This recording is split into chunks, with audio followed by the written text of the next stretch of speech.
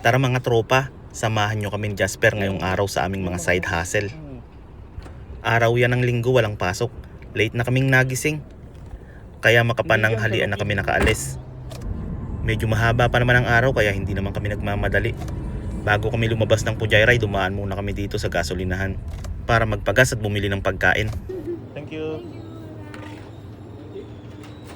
Isang pizza lang naman ang binili ko para kay Jasper para hindi siya gutumin sa aming biyahe.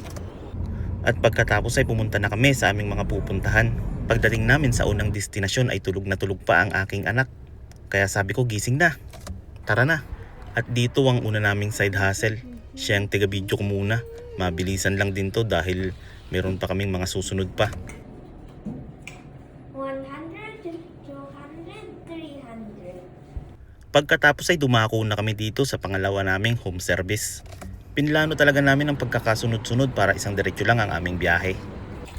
Dito sa aming pangalawa ay top load washing machine naman ang aming tinira.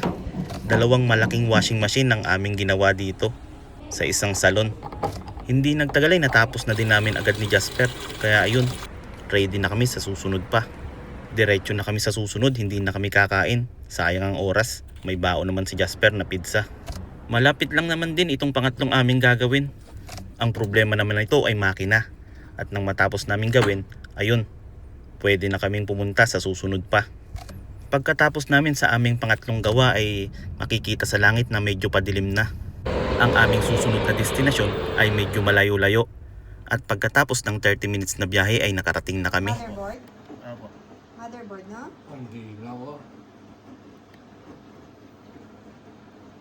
Isang aircon naman ang aming hinome service dito. At pagkatapos niyan, dumiretso pa tayo. Meron pa tayong kasunod.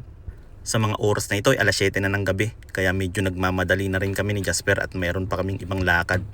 At buti na lang, lahat ng dinala kong parts ay swak sa mga sira. Umayo naman sa aking mga hinala. Pagkatapos nito ay meron pa kaming isang gagawin. Siguro ay okay na yun for today. Naka-anim na kami.